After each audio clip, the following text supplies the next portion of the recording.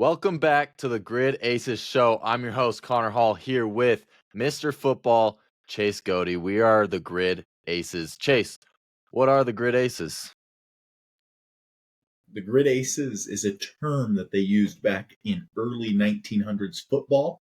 It refers to a Pro Bowl caliber player. That's what they called them. They didn't have the term Pro Bowler, All Pro, right? So they just called them a Grid Ace. So Connor and myself, we are Grid Aces. We are above average Pro Bowl level ball knowers. That's why we're the Grid Aces. Before we get into the show, make sure to show some love, leave a like, and subscribe if you're new. And tell a friend to tell a friend, man, if you know someone that is in need of some insane ball knowledge, tell them to go check us out, man. No show this Tuesday because Mr. Football is going to be in Vegas for Cowboys at Raiders. It's going to be electric. We're going to be filming some content. I'm going to be interacting with some fans, so tune in for that. We'll get a vlog out, some clips as well, but no pod on Tuesday. But we will get into that later. Chase, let's get right into Thursday night football. What an absolute thriller. Kidding. If you bet on it, if you tailed our picks, it was a thriller. It made it fun to watch. But a thriller for us and anyone who tailed. That's right. But probably what most people expected there. Patriots looked comfortable, looked like they were in the driver's seat the whole time. The Jets maybe gave them a little bit of a scare with a great opening drive. But other than that, it kind of looked like the Jets with a bunch of penalties, bad turnover, and yeah, kind of making some mistakes. But yeah, the Patriots had a pretty much comfortable win on a short week. Solid performance. Yeah, but great game for us. It was entertaining. Chase and I knew the game script. We wanted to make it entertaining for those of you that tailed. We knew it was going to be a sweat, a close bet, but we knew it was a lock nonetheless. So Chase came out and gave you Jets plus 13.5. The final score was 27-14. I gave you under 43.5 total points on the game. So for us, for some of the viewers around that tailed, it was electric.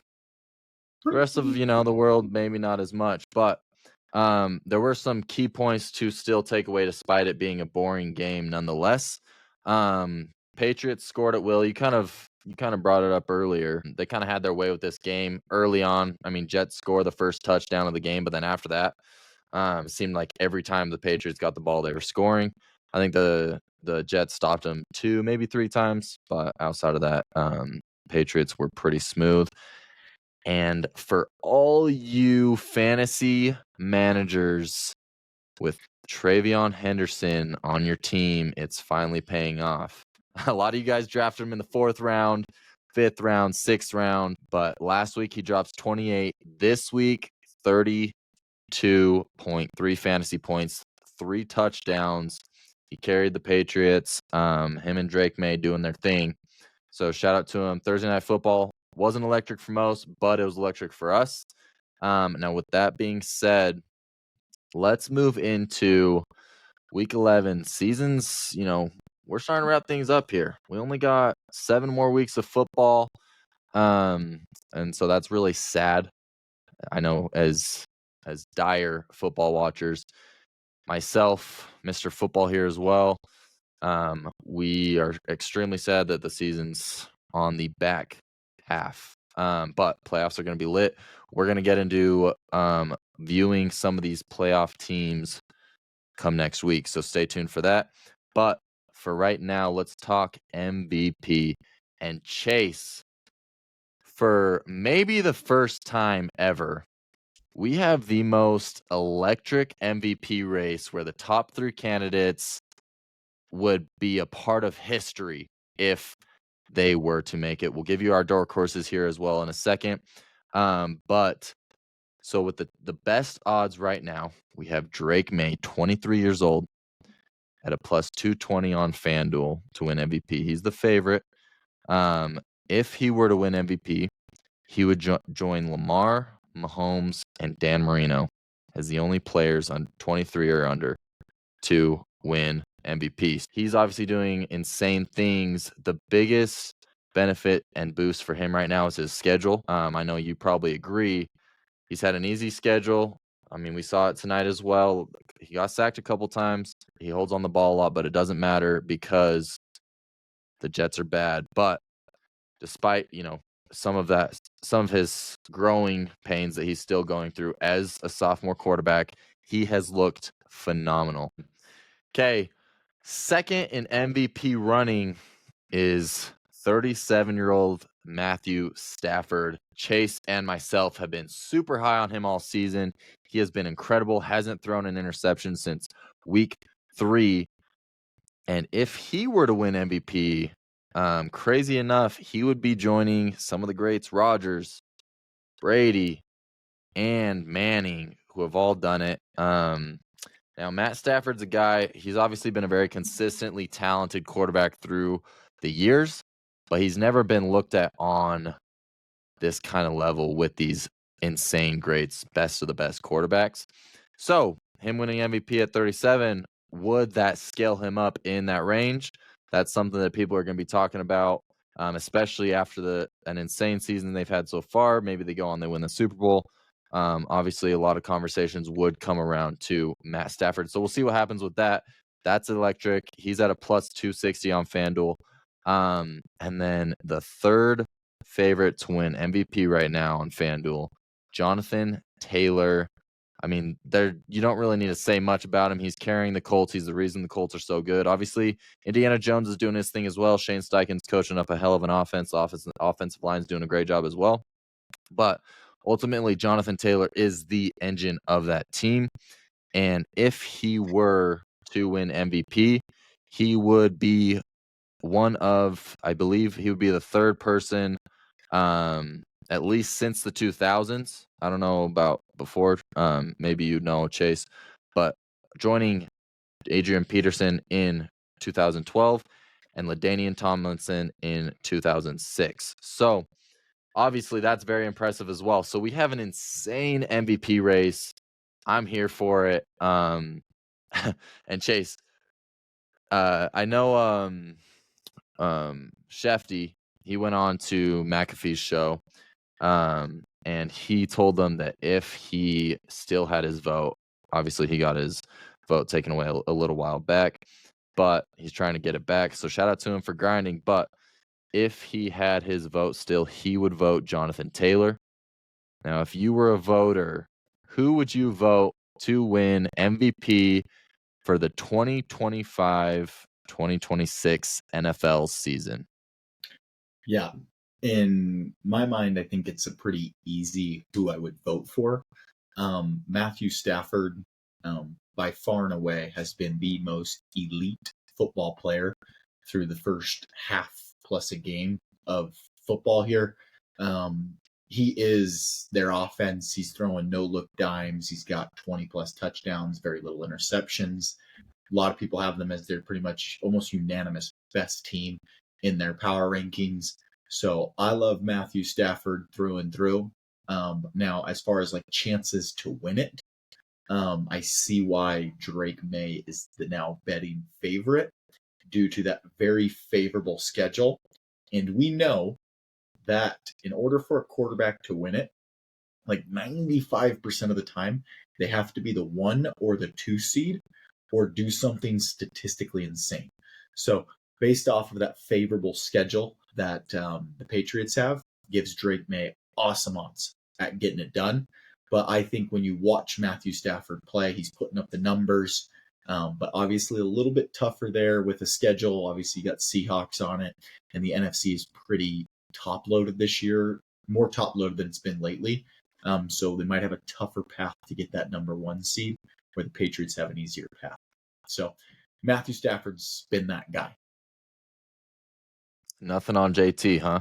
No, I mean, I guess with Jonathan Taylor, the toughest thing for me with him is it's a quarterback award, right? So we saw Saquon rush for 2,000 yards in 16 games, pretty much put that Eagles team on the back. If Jalen Hurts didn't throw for 3,000 yards even, Jalen Hurts didn't even throw for 20 touchdowns. So how are they winning all these games, right? It was clearly Saquon was just the man last year. And after having arguably the greatest running back season ever, obviously the playoffs doesn't get to factor into MVP voting. I just think it's going to be super hard. The one thing Jonathan Taylor has on um, on Saquon is the touchdowns. I think he's already pretty much matched the same touchdowns that Saquon had last year. And I could play devil's advocate and say that the voters, they're touchdown fiends. That is true. And then I would say the other thing that could hurt him is that year that I thought CMC should have won it, or should have been at least more considered than he was the thing that hurt him is that also Brock Purdy was in the MVP conversations. So I'd be worried that if the Colts keep winning, that is Daniel Jones going to start getting more of this credit, right? And then it kind of is like, well, okay, well, Daniel Jones and Jonathan Taylor are both good. Who is it, right? Whereas with, these, it's easy to always point at the quarterback. You're like, okay, who's the MVP on the Rams? Matthew Stafford, right? Who's the Yeah, MVP for on the sure. Patriots, right? Drake May. It's obvious instead of having this like, oh, but Daniel Jones is putting up crazy numbers. So I love the Jonathan Can I Taylor ask you a story. question? Love him. He's What awesome. what So obviously Jonathan Taylor, and every week I keep going, oh, he won't do it this week, right? Or Yeah. every other week, oh, he won't do it this week. I was thinking about throwing on like a Jonathan Taylor 2+ touchdowns, but I'm like, dude, he's done it so much. He's Yeah. not going to do it this week, right? And then he just does it, right? So obviously if Jonathan Taylor's getting 3+ touchdowns, especially if they're rushing, it makes it a lot harder for Daniel Jones, which we've kind of seen Daniel Jones trending down. Not that he's doing bad, but we've seen him trending down the last couple weeks in terms of talk. Maybe it's because fans are just getting used to what he's doing. But I also think a part of it is because Jonathan Taylor's consistently getting these 50 to 80-yard runs where it breaks out into touchdowns, and then he's getting 2-3 rushing touchdowns. Mm-hmm. Hypothetically, rest of season, and obviously Jonathan Taylor's not going to average 3 touchdowns a game, but if he continues this season on this pace, right, like I said, they already had their bye, so 7 games left. If he continues on this pace where he's getting a touchdown a game here and there, he's getting 2 or 3, and that's obviously taking away from Daniel Jones. So if Jonathan Taylor is therefore the reason the Colts stay on top and they do as good as they are, cut out Daniel Jones, right? Kind of to Mm-hmm. take away what you were saying about Brock Purdy and CMC a couple years back. So he takes out Daniel Jones. In your opinion, because I know you're not as high on Jonathan Taylor as a lot of other people. Obviously, you recognize he's a great athlete, but if he were to do that, would that in your mind get him to the point where maybe he surpasses these other guys? Say, the Rams, right? They have a tough matchup this week, lose a Yeah. couple games, right? So on. Yeah, no, I completely agree. I think what Jonathan Taylor is going to need to do, and this is where it's statistically improbable to win it. I think hell of a player, hell of a season, but he's going to need Matthew Stafford to not continue on his pace. He's going to need Drake May to slip up against some of these bad teams. He's going to need to make sure Patrick Mahomes, who I think is really close to him in odds, to not obviously win that division. Then I think that's more of the key is what those other guys are going to do. Because the issue right now is if Matthew Stafford throws for 4,500 yards, 40+ touchdowns, and only 6 interceptions and leads them to the 1 or 2 seed, like that's a lock, right? I mean, Jonathan Taylor would have to probably break the rushing yards record and have 25 touchdowns because we know, right? It's a quarterback award, right? Which is unfortunate. Yeah. But like the seasons where it's like when Adrian Peterson got it, it was kind of like a down year with the quarterbacks from what they had seen. And so it was kind of a perfect storm for him, right? Like, I thought Saquon could have had a great chance because I thought Josh Allen's year wasn't like that statistically crazy, but that just shows you what they need in order. Those quarterbacks kind of really have to take a step down. So, I think Jonathan Taylor should be definitely considered, and I hope he gets votes. But I just know how the tough uphill battle that he faces. But he could get it. Just going to need those other guys to fall and himself to continue on the insane path that he's on. But we shall see. I'm rooting So for him. one more question before we get into our dark horses for MVP. So if they were to because I feel like a little bit of what you're saying is projecting, obviously, that Jonathan Taylor's not going to continue doing what he's doing, which makes sense.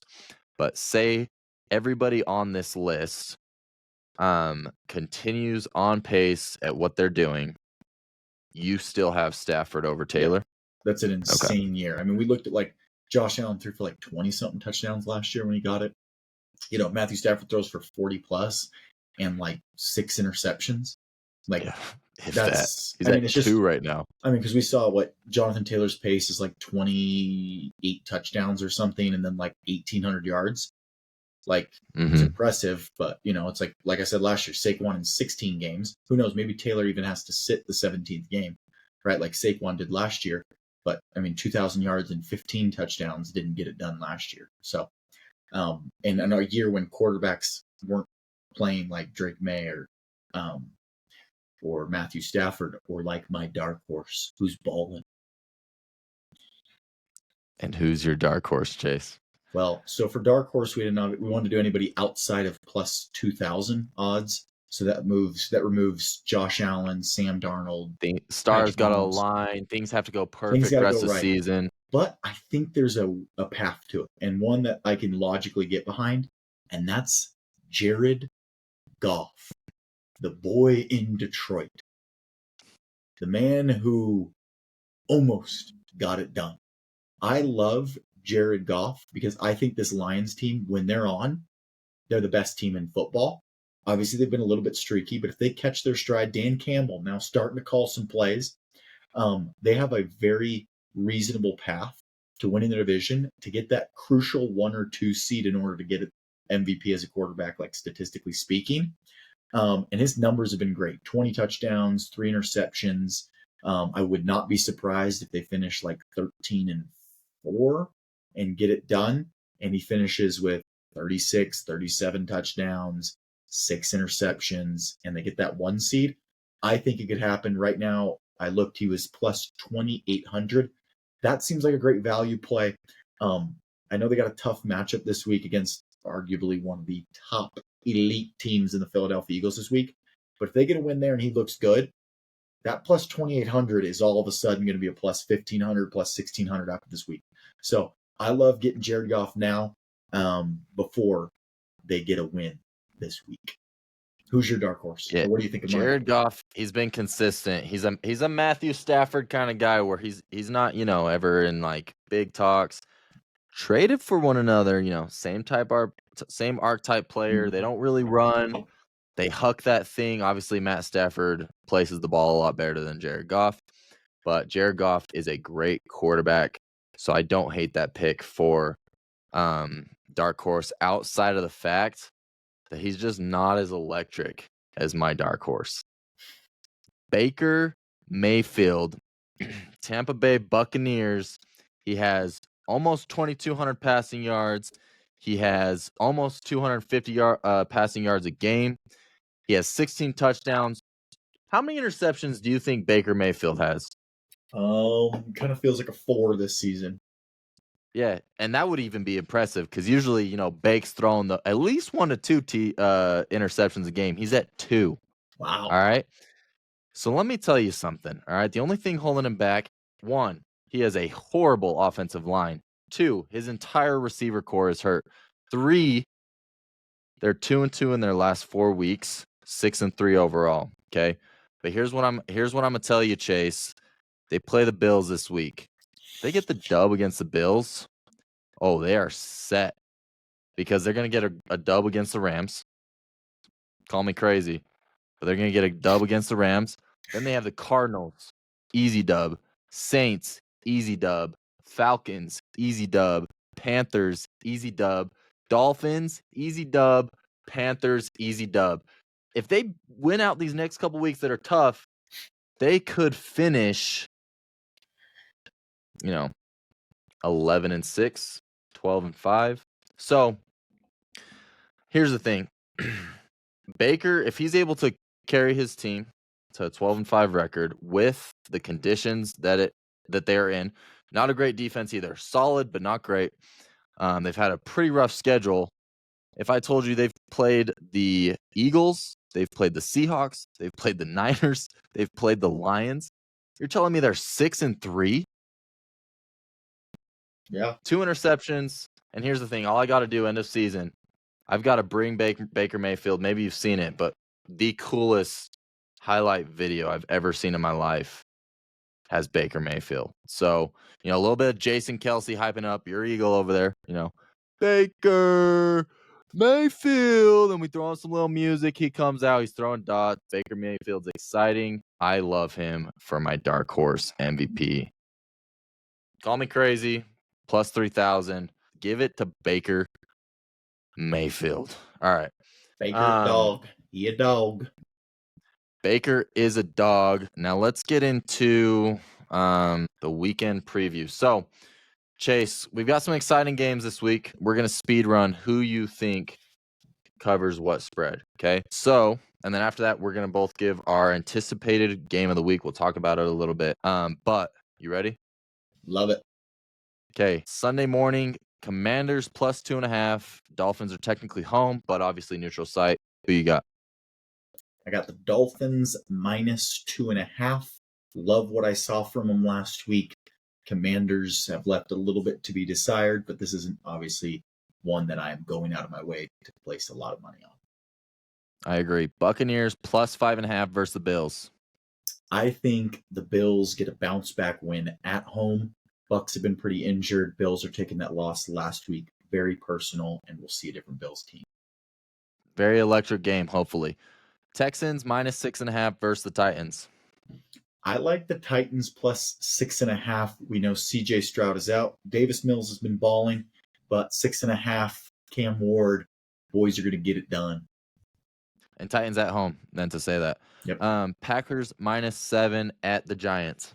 Yeah, I'm going with the Giants in this one. Packers have not played good football 2 weeks in a row, and the boy, Jameis Winston, is back. He going to be eating a dub, hopefully. Up there singing. Ain't no way he loses. Ain't no way. All right. Chargers minus 3 versus Jaguars. At Jaguars.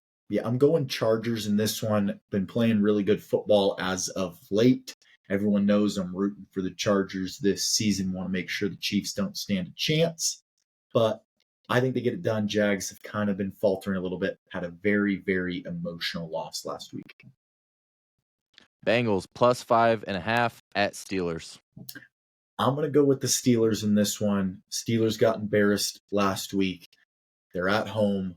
They're going to be able to get it done, bounce back. That Bengals defense is horrible. Joe Flacco can't keep balling to this extent, even though he's a dog. Bears plus 3 at Vikings. They've like already lost once. Yep, already lost once. I think the Vikings are going to get it done again. I love Kevin O'Connell. I think he's going to create a better game plan than he had last week. Bears have had some dicey games. They should have lost last week. Very emotional win. I like the Vikings in this one. Panthers plus 3.5 at Falcons. This one's a little tougher for me, but I'm going with the Falcons. The Falcons lost because they missed a PAT against the Patriots 2 weeks ago. They took the Colts to overtime. I think they're getting it done against this Panthers team. Huge bounce back game for the Falcons. Seahawks plus 3 at the Rams. Okay. This one is a tight one. I've been flip-flopping all day. Seahawks are awesome on the road. The Rams are my top team. Matthew Stafford is the MVP. To be quite honest with you, I'm going to coin flip this one at the game. But if you ask me right this second, I'll probably take the points. Okay. Seahawks. So you are going Seahawks. Mm-hmm. 49ers minus 3 at the Cardinals. I'm going 49ers in this one. It's going to be Brock Purdy's first start. They got to make sure that they win, because if they don't, that is going to open up a whole can of worms if Brock Purdy gets a loss against the Cardinals. So I think they're really going to make sure they have a good game script for them, a good plan. I'm going to take the Niners by at least a field I have a feeling Broncos fans going to be mad at us for this one. Chiefs minus 3.5 at the Broncos. This one hurts my soul to say, but Andy Reid, Patrick Mahomes, coming off a bye in a must-win situation. If they lose this one, they can kiss the division goodbye. The Broncos have left a lot to be desired. I think they continue to do so, but they finally can't cover up their issues with a win, and I think the Chiefs get it done. Rooting for the Broncos, but Yeah, you know hopefully I'm ball. wrong. I agree. I'm hoping I'm wrong. Ravens minus 7.5 at the Browns. Yeah, this one's a close one because both defenses have been playing better. I think the Ravens are the team now that we thought they were going to be preseason. Give me the Ravens minus 7.5. Must win game for the Ravens here on out. Mm-hmm. Lions plus 2.5 at the Eagles. Yeah, I love the Lions in this one. This one, Eagles not clicking on offense. They looked like they were pretty good against the Packers, who haven't been clicking on offense. I think the Lions can go toe to toe with anyone when they're on, and I think they're going to be on. And I don't think it's going to be too much for the Eagles. I love getting the points here. Imagine going to the zoo and you see a unicorn or something there, some mythical creature. That is Chase as an Eagles fan because he's the most unbiased Eagles fan I've ever met. Cowboys minus 3.5 at the Raiders. You're going to be at this game. Who you got in this one? I think the Cowboys are going to win this one. I think they're going to win by at least 4 points. So give me the Cowboys. They are obviously must win for them at this point, or else the division's going to be out of reach. But yeah, I think they're the better team. I think the Raiders leave a lot to be desired. So give me Dak Prescott to throw for about 350, 3 touchdowns, and a 7-point victory. Against a Raiders defense that only team they've stopped is Bo Nix. That's Unless very they're playing possible. Bo Nix, you take that quarterback, and he's a must start in fantasy. Absolutely. That's Monday Night Football. Now, Chase, what is your most anticipated game of the week? Yeah. There is some really, really good games this week, right? You could go Bills, Bucks. You could go with the Chiefs, Broncos, Seahawks, Rams. I'm obviously an Eagles fan. Connor says I'm the least biased Eagles fan. That's not true. I'm a realistic, biased Eagles fan. So I am excited for Sunday Night Football. South Philly, Lincoln Financial Field, Lions, Eagles. I think this one has huge ramifications for both the NFC North division and the Lions trying to win that. And then also for seeding, right? Are the Eagles going to pretty much start locking away the NFC East? And are they going to be on the fast track for the 1 seed? I think their schedule's too tough. Or are the Lions going to come in there and ruin their hopes at the 1 seed and keep that division at bay? I think there's awesome storylines with what's going to happen with A.J. Brown. Are we going to see a 2-catch, 13-yard performance, no targets, and him out there running lackluster routes? Or are the Eagles finally going to have a game plan for him? Is Saquon going to go crazy? Is my dark horse MVP candidate, Jared Goff, going to jump up into that top 5, top 4 MVP conversation? Jahmyr Gibbs, electric, fun player to watch. Dan Campbell, in favor of the tush push. Said it this week. Dog. It's football. Don't get rid of it. He goes, you give them a little, they're just going to keep on taking. I love Dan Campbell, in favor of the tush push. Nick Sirianni, those dudes are both crazy. I'm excited to see it. Will we see some more crazy decisions from Nick Sirianni to go for it? 4th and 5 instead of punting when punt essentially ends the game, and he wants to keep it interesting. And that's the good news. Nick Sirianni's going to at least keep it interesting if the Eagles have the lead. They're going to be like, hey, can we give him a chance? You know? So that's my game. I think it's going to be super fun. I think it's going to be a close one. I love the game. But yeah, there are some awesome ones this week. So I'm hoping you got a good one for us as well. I do. And I am excited for this one. You know, you'd think I would say Cardinals Niners get back, little revenge game. But honestly, at this point in the season, You can't say I'm getting to the point where I'm tired of watching the Cardinals. Now shout out Jacoby Brissett. I love what the man's doing for us over there. I didn't even watch the second half of last game because I was so pissed. But speaking of last game, or second half of last game, 2 teams in that 4 o'clock slate won 44-22. And crazy enough, they were in the same division. Crazy enough, they beat their two opponents in the same division. And now they're matched up.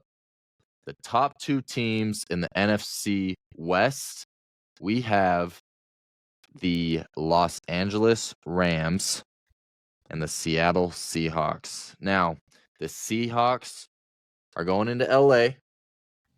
Little SoFi Stadium action. The Seahawks are the best team on the road this season. The Rams look insane. I mean, they are a freight train. And the Seahawks, there's that saying, what happens when a unstoppable force meets an immovable object? Well, that's what this game is. That's why I'm excited to see this game. I think it's going to be electric. Now, the one thing, and we're going to get into some lines for this game as well, but the one thing that hurts the Rams is they don't have a good home crowd. So we're going to see what happens with that. We have an MVP versus a raging team climbing up. Shocking the world this year. No one had the Seahawks outside of a couple homies we know. No one had the Seahawks up like this. So I'm excited for this. I mean, one of these teams is due to lose. And the other reason I love this is I love nothing more than watch a team in my division lose. So at least one of these two teams is going to lose. Brings me a little smile, even though the Cardinals are probably going to lose as well. So that is my most anticipated game of the week. I love it. I think that's a lot of people's most anticipated game because I know it was my number one in the power rankings and number two in the power rankings facing off. So awesome game. Exactly. Absolute fire. Gem. Now, Chase, let's get into our start sits of the week. We've got an awesome week 11, and it should be good for all you fantasy managers. Listen, we haven't hit the craziest on our start sits because we've been trying to be a little bold. All right. Now, are we going to be a little bold in this one? Maybe a smidge, but not a lot. Okay, we've calmed down a little bit. I'm going to tone it down. We're going to give you some. Yeah, it's mainly Chase, trying to be bold. I'm trying to be more safe. I didn't do great last week, but we're going to give you some start sits that are going to cook for you so you can win your fantasy matchup and ultimately, in the end, win that trophy and at least not have to do your league's punishment. So, Chase, with that being said, who is your first start of the week? This one I absolutely love. I may even go bet all of his overs and even skew some of them and juice that payout. But I love Wan'Dale Robinson, right? We see the effect that Jameis Winston has on the passing game. Receivers love him. Is he going to throw for 300 yards? Yes. Is he also probably going to throw 3 picks? Yes. But who cares? That doesn't affect our receivers. So he is going to be hucking that thing. We know he's going to go crazy. I love Wan'Dale Robinson as a must start this week. I'm seeing bare minimum 13 points from him. Bare minimum. I even think we might get a little 20 burger out of him. Let's see. Shout out Jameis Winston. Little crab legs for you after the game. Love that pick. That's absolutely fire. Now, when I'm looking at mine, I said we're not going to be bold, but my first 2 takes are a little bold. So, you could go. I dare you to go opposite of what I'm telling you because this is going to smash. I'll tell you what, I'm doing it in my 2 leagues. So, first one, my first start of the week. Start Bill Crosby Merritt. But Connor, he's had like 3 points, 4 points, 5 points, 8 points in the last 6 weeks. I know. Listen, I have him on fantasy. I'm about as frustrated as the rest of you guys are, mainly because my RB1 has been hurt this whole time. But listen, a Miami defense, did they hold James Cook to 10 points last week, Chase? Yes, they did. But the game script wasn't for James Cook last week because they had to throw. They're getting killed, and he got a fumble. So, that always hurts you as well. Now, listen, Travion Henderson, he just had a game where he had 3 touchdowns, 5 receptions, 93 total yards. I think the Commanders, they don't got nothing to lose. You just saw the Patriots rookie running back take off. Is he better than Bill? Sure. Right? I'm not arguing that. But against a Miami squad who doesn't have the greatest of defense, they just traded their best defender to the Eagles, for goodness sakes. Start JCM, man. He's due for a touchdown at least. I mean, at the least, he's due for a touchdown. Maybe they start throwing him the ball a little bit. I don't know why they don't. He's a good receiver. He's a solid route runner. So, yeah, that's my first start of the week. Lock Love him it. in. My second start comes from the Steelers. Whenever you see a team is playing the Bengals, that's a must start, right? That Bengals defense, we know it is this close to being relegated back to the Canadian Football League. No, the defense is horrible for the Bengals, so I love a lot from the Steelers here, and I think their game plan is going to be keep it simple, hand that rock off to Mr. Jalen Warren. I'm seeing touchdown, 75 yards rushing, 3 catches, 25 yards. Yeah, he's We're also getting up good in the there. receiving game. We're getting up there, 18 plus points. I'm seeing a good game from him. Love Mr. Jalen Warren this week. Make sure you start him if you want to win. If you're looking for a loss and you're trying to do your fantasy punishment, I'd recommend throwing him on the bench. Yeah. Maybe even 2 tugs coming for Mr. Warren over there in Pittsburgh. My second start of the week, I have Dalton Schultz, tight end for the Houston Texans taking on the Titans. The Titans defense sucks. And Davis Mills is Davis Mills back or is it CJ Stroud? I actually didn't even look. CJ Stroud's apparently not expected to play. So Okay, that's what I was thinking, but yeah, 2 weeks of that concussion protocol. That's crazy. So yeah, Davis Mills is gonna be checking it down to Schultz. Probably will even find him for a tud. So I love Dalton Schultz here. awesome. I think that's a good pick. I think those are some great starts. Now, Connor, do you want to hear who my first sit is? I would love to. Bolder than bold. Man's been on a tear. He's in the MVP conversation. Sit Really? Jonathan Taylor. Because he's on bye. He's going to get you 0 points. It's crazy. I'm just kidding. My first sit of the week is Kenneth Walker. What have we seen so far? Kenneth Walker, great football player. Seahawks are like, we don't like it. Offense has been cooking and he hasn't been getting points. Why? Zach Charbonnet's been getting a lot of the goal line carries. They're going like 50-50 split. Doesn't make a lot of sense. I know everyone's like, but Chase, he's so good.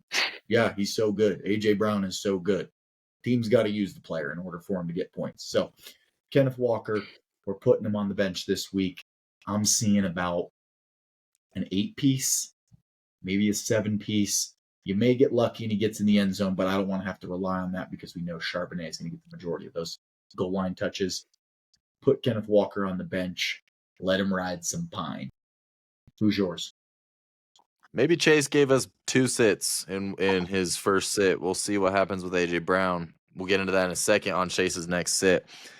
My first sit, it is, it's a star receiver, number 1 receiver on a team with a quarterback we love on this show. We got Courtland Sutton. If you're starting Courtland Sutton against the Chiefs, who have one of the best secondaries in the league, he's not even the wide receiver 1 on his team anymore. He's a wide receiver 1 in theory, but shout out that boy Troy Franklin.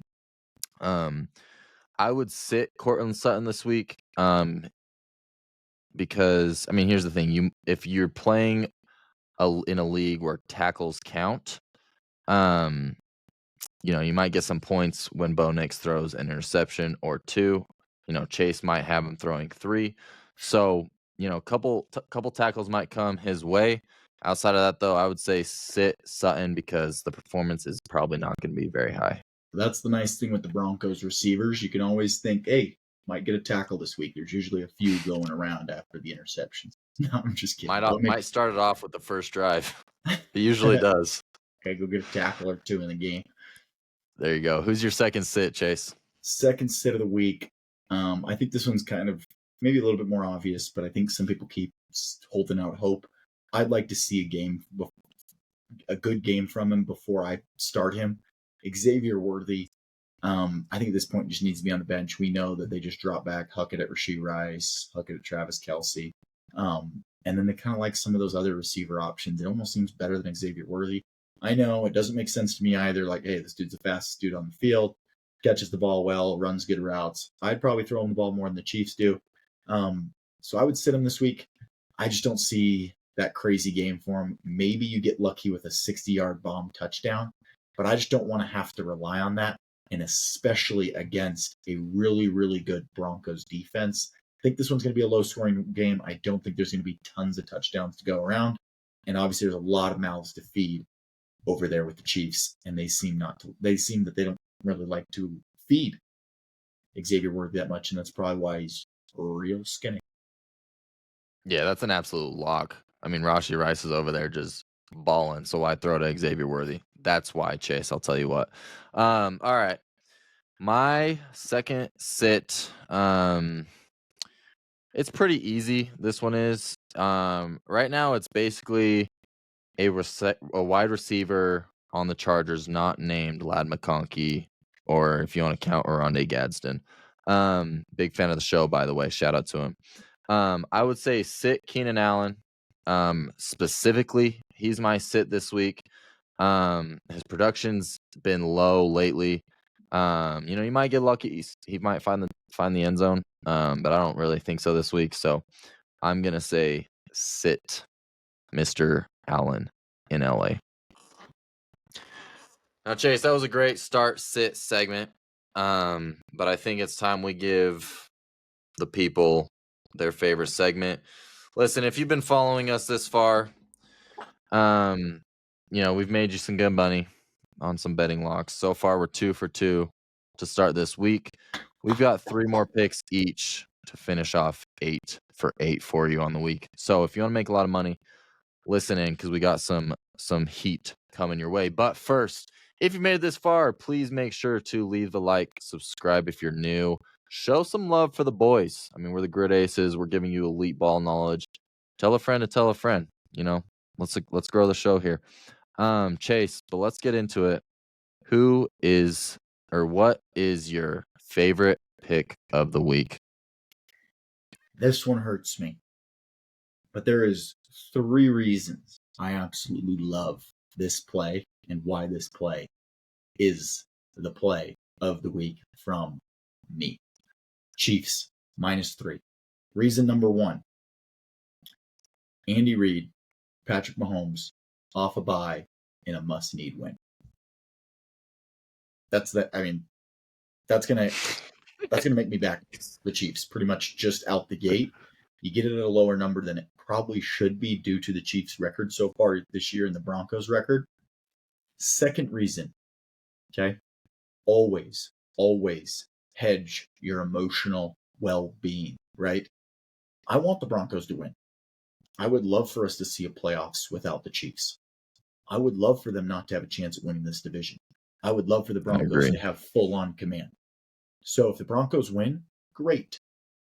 If the Chiefs win, and I want to at least make some money off that, right? Let's profit off of what we hate. Hedge your emotional happiness. Chiefs -3. That's the second reason. Third reason, Mr. Bo Nix. Enough said.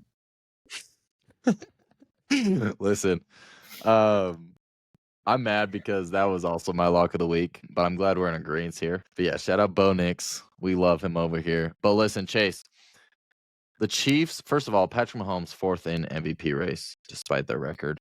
Second, Chiefs are still the favorite on DraftKings to win the Super Bowl. At some point, in order to do that, they're going to have to start winning games in their division, and it starts here. And it's a lock. Chiefs are going to win. We're rooting for the Broncos, obviously, because we love them. But Chiefs are a lock. I love that pick, Chase. My first lock of the week for you guys. This is an easy one. I saw this line, and I'm like, what are the books doing? Maybe they know something I don't, but I'm going to pretend they don't. Chargers -2.5 at Jacksonville.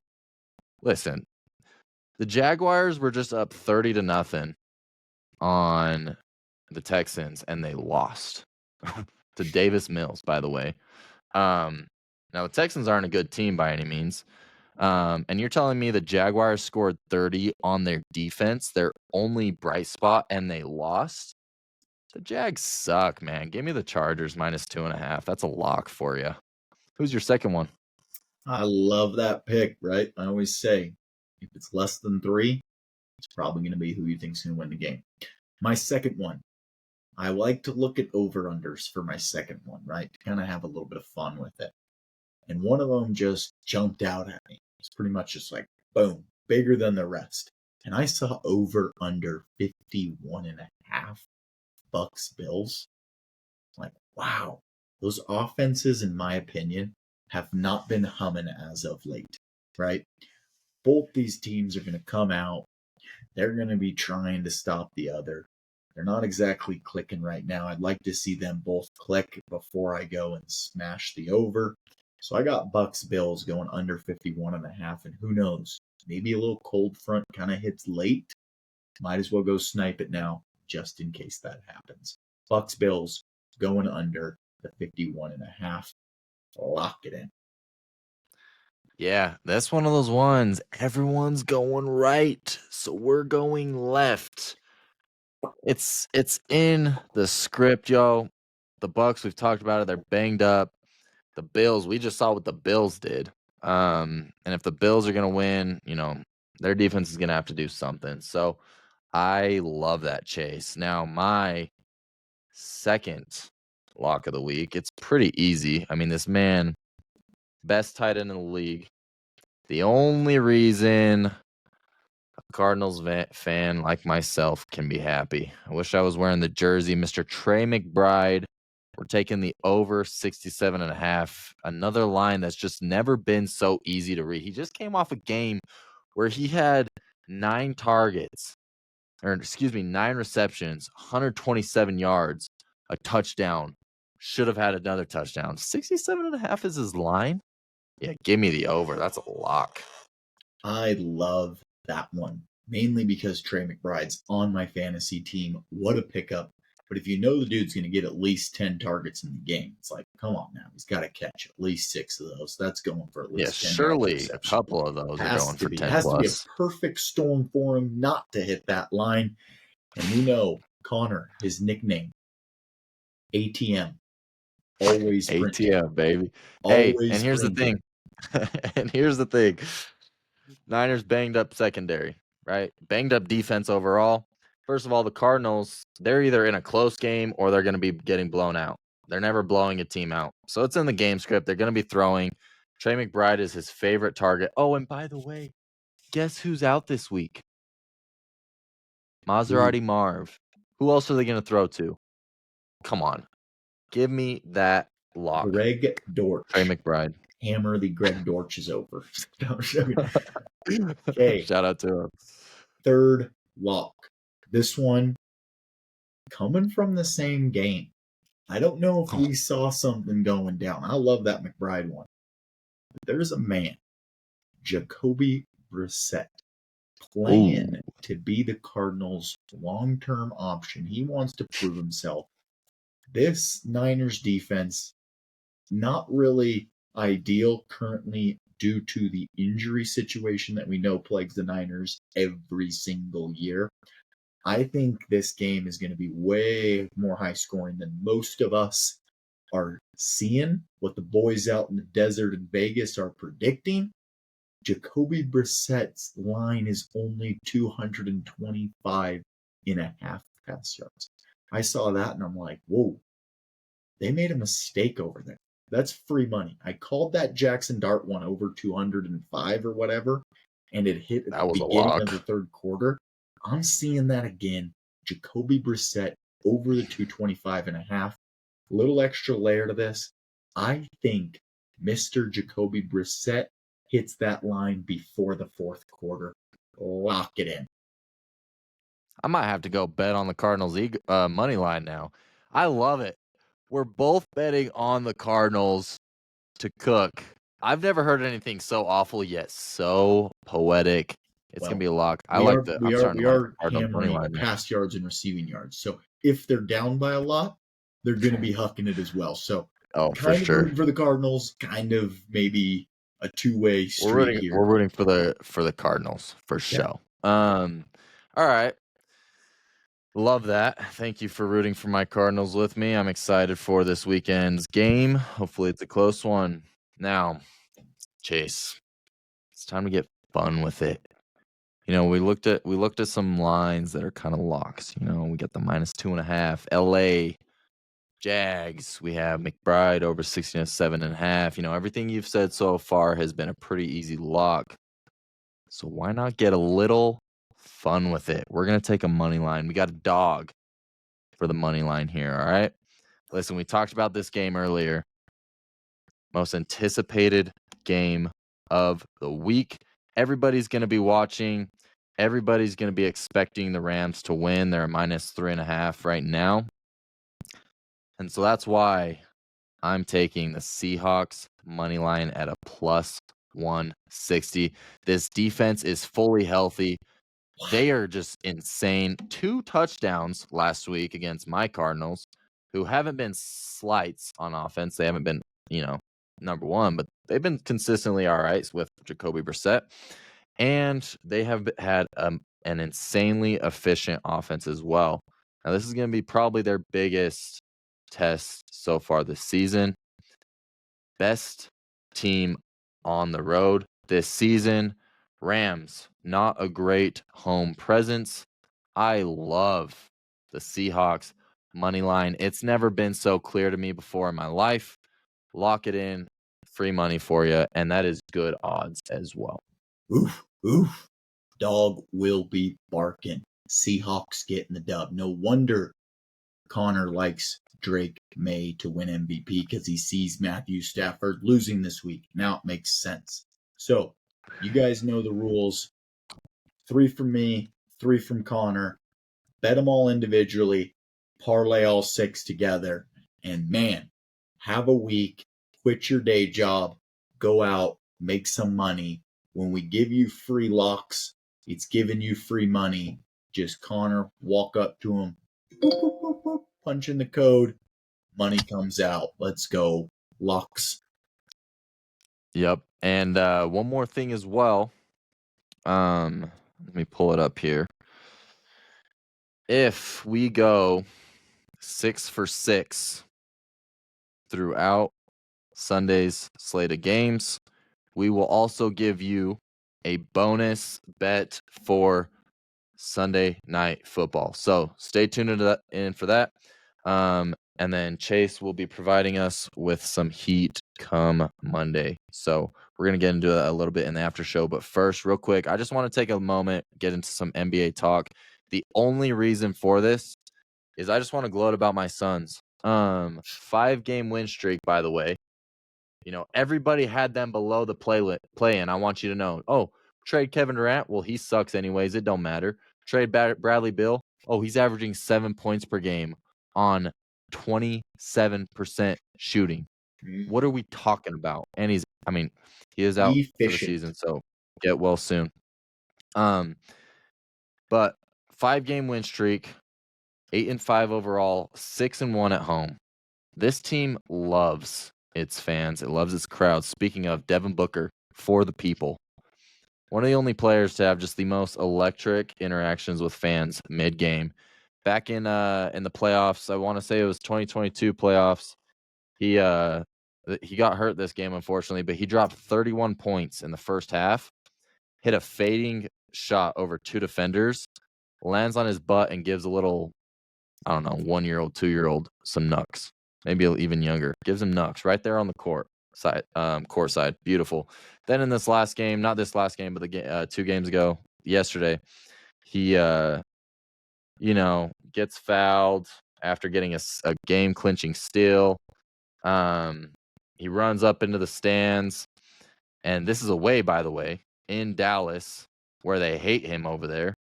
And just this little Suns fan kid just chilling. He runs up to him, hugs him, rubs his hair, and daps him up like, let's go, dude. We got another dub. So shout out Devin Booker. We love him over here. Grateful to have him. Also, shout out Grayson Allen. Franchise record 10 threes in a game, 42 points from Grayson Allen.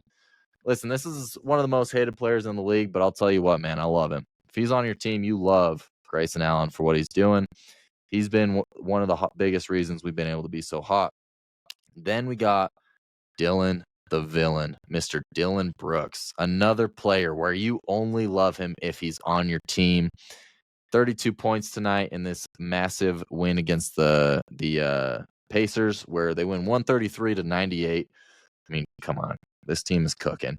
So a little playoff picture for you. Hopefully the Wolves lose tomorrow so that the Suns can jump into the playoff spot. Right now they're 7th in the West, but the top 6 seeds in the West, we got the Thunder at 1 after killing the Lakers. Brutal. I mean, that was a mass murder right there.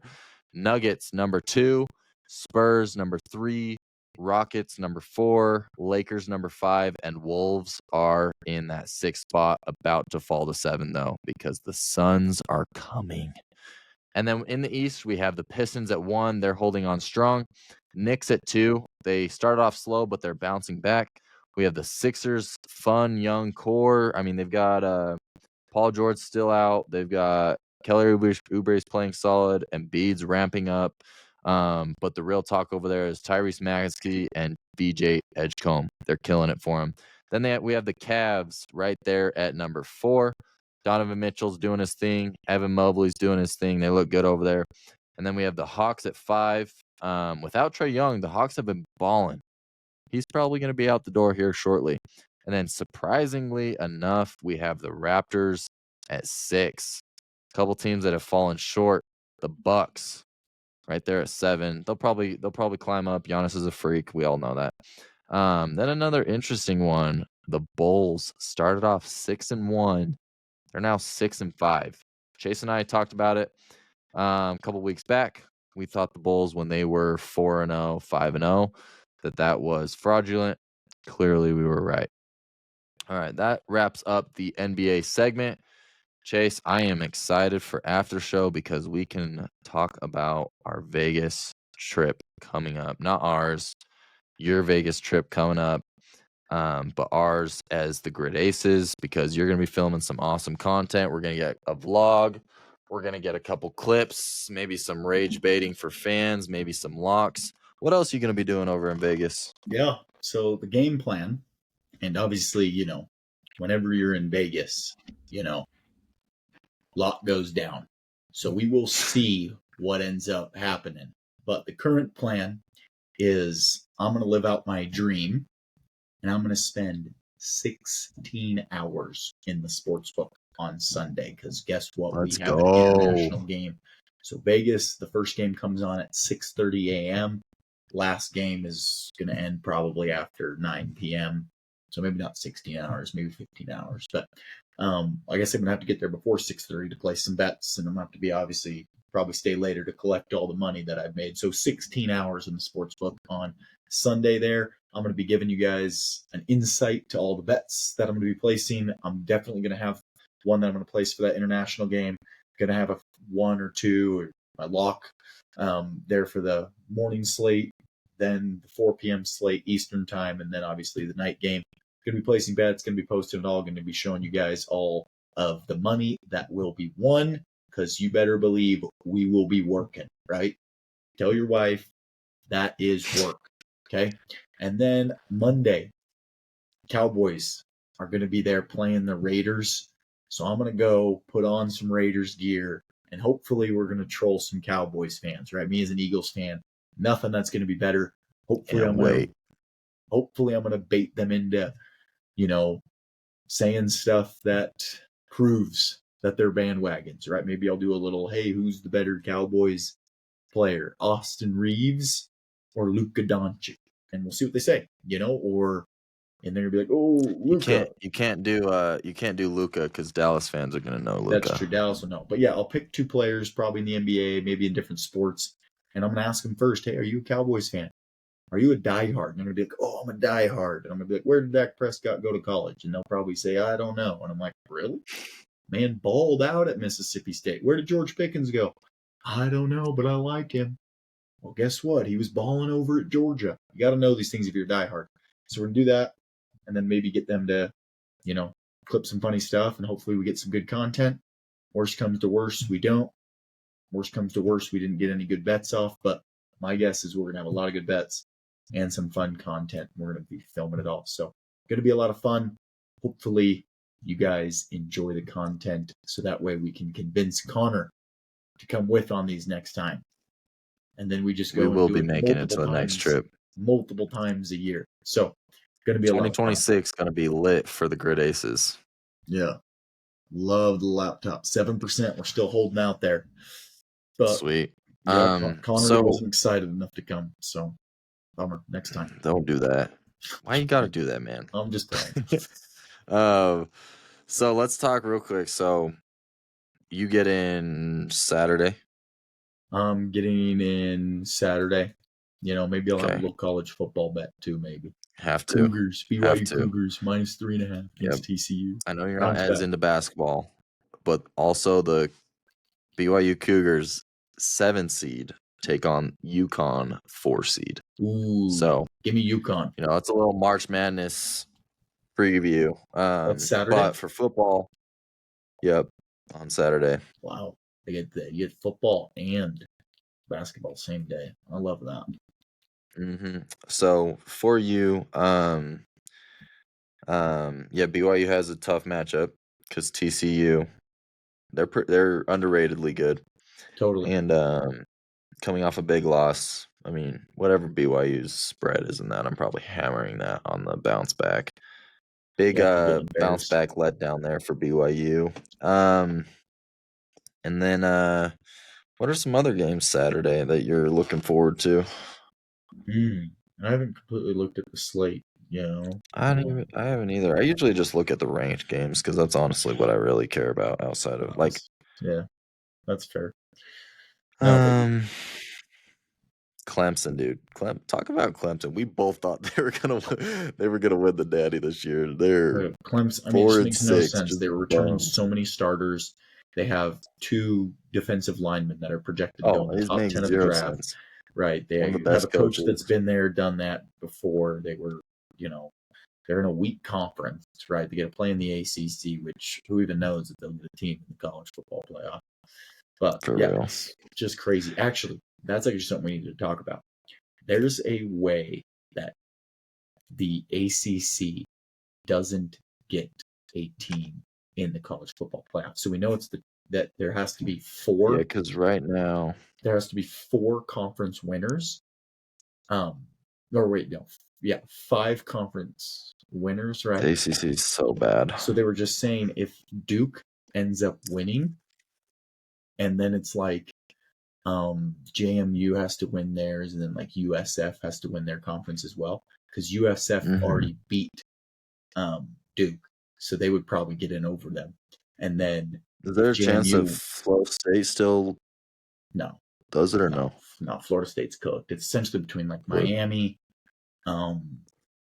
Duke has a chance. Who are the other ones that have a chance? I mean, that's the conference I pay the least attention to. Like Big 12, it's so bad for football, dude.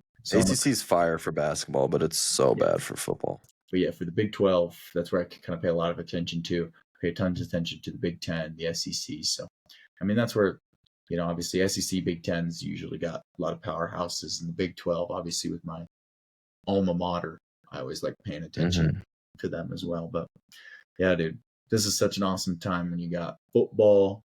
College football is getting a little bit kind of towards the very end of it. The NFL, we just hit the halfway point. We're starting to see separation. And obviously your basketball is up and running. College basketball is up and running now. This is such an awesome time. Pretty much all the way up until, for me, up until probably the Super Bowl is just peak. But it's peak sports. But then, I mean, I would even argue, I obviously love basketball more, but March Madness is up there for peak. And then for the golf fans, then we get the Masters in April and golf ramps up. You really get peak sports until the summer, and then the summer is awful.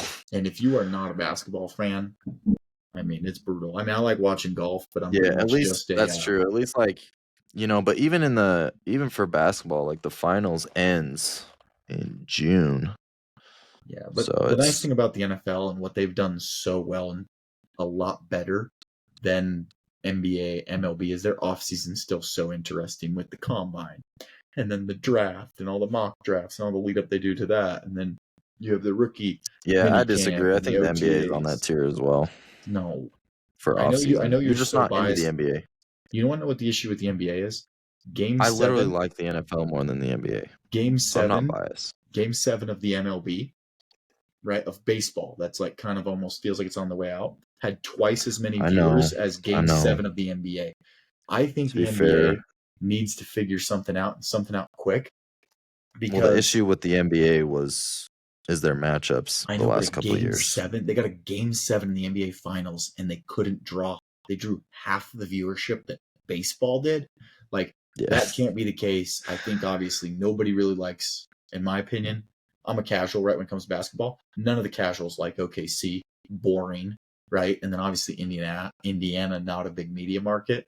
Like, we need a Yeah, and that's the Lakers, issue. Because we need like the like a reason Lakers baseball did so Knicks. well this year is because the Dodgers were there, right? That's So true. everybody's either watching because they're rooting against the Dodgers or because there's so many But there Dodgers should be fans. no So that's way. why. It doesn't matter the matchup. You can't have a game 7 in the NBA finals and have it be half Yeah, off, no well, matter the Adam Silver matchup. sucks, and Totally. also the marketing for the NBA's been awful. I mean, we actually talked about it during the finals. Like their setup wasn't like it felt like a normal game, right? There wasn't a huge like gold cup that said NBA finals on the court. It was Thunder, it's Pacers when they're home. So there's a lot of things they can do to brand better to improve that. But yeah, Yeah, I agree. it was an oralist NBA finals, which is not what you want. Yeah, that's true. You all right over there? Yeah, I just got to make sure I got to plug my computer in or else it's going to die and then the video might not upload. Oh, yeah, I got you. I'm at 2%. Um, you think So, you're gonna win your fantasy matchup this week? I hope so. Honestly, I think there's a chance that he leaves Josh Downs in who's on bye, but um He might. I mean, I think my favorite player is Rashad White. I saw that thing that I sent you where it's like there's never been a better time to trade Bucky Irving because he practiced. I'm like, that's insane. I'm Go so home excited that he's at practiced, bro. 1%. At least he's practicing. Like at least we have somewhat of a timetable now. Yeah, Hopefully next week. yeah, but dude, he took a handoff, and people are losing their minds. I know, but today he was a limited participant too. Yeah, limited. All you have to do to be I don't limited know is how you have to do limited though. one singular rep to be I limited. know. Yep. That's what I'm saying. I don't know how limited, but I think we're another he two was there. more starts from Rashad White this week and next week. I mean, I'm feeling good either way because he's surely going to be back for the playoffs. And they have a awesome running back schedule for the playoffs. So, Careful. um, He said I can surely we'll be back. Go knock on some wood. I can hang on until the playoffs with my squad. That's true. Your But squad is so nice now. You played the waiting game with Rasheed Rice, and this man won. So oh, I saw Rasheed Rice just you were projected gets it. 147 before the week. I was 144. So I'm like, he's taken over as the highest projection, which means you're I going to know. lose a lot of games. No, I'm Oh yeah. Yeah, that's true. That's the Hey, recipe for losing. next year we have to switch to the double scoring where you get a point for winning and a point for being in the top I half. don't know. I know you love that. Because I just feel like it actually nobody does rewards. that and it complicates it so much. How does it Like, complicate it? It's not hard. here's what we do have to do though, is we have to do um fab, a free agency balance, um for waivers. Because I hate how waivers is, where it's just worst team gets first, That's what it should and be. then you like that more than fab? Yeah. Why? I mean, just kind of, I feel like it helps out the teams that are doing very bad, Fab makes it more realistic. Yeah, no, I get that. But I mean, obviously, like fantasy football is Like like, if a team's really bad, then yeah, they can go spend more fab. then you'll like mine. Then you'll like the dual point scoring. it logically makes sense where, hey, I can't play defense, so why is it points, right? You get, oh, my team gave up a bunch. It's like, what? No, your team didn't give up a bunch of points. You can't play defense. Yeah, maybe you'll convince me. I was looking for it just to see what it was like, and I couldn't even If find you it were in in my settings. shoes, you would like it. There he Because the issue goes. is like, it just makes it so. All right. Well, my internet connection's going if you out. made it this far, thanks for tuning in. Chase usually dips out, but what can you do? We are the Grid Aces. Make sure to leave a like, subscribe if you're Maybe new. that's time to Show call us the some after show. love. We out. Peace. I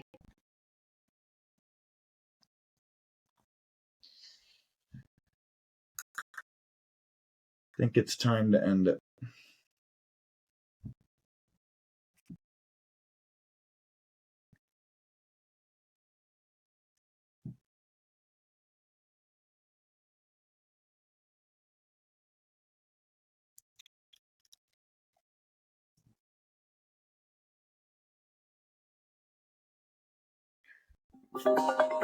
Hey, yeah, I think it's because my thing's dying. Yeah. Time you go plug it in, and then it's say incomplete. So yeah, it says trying to reconnect right now. Okay. Yeah, just go plug it in for a second. You can even leave it off.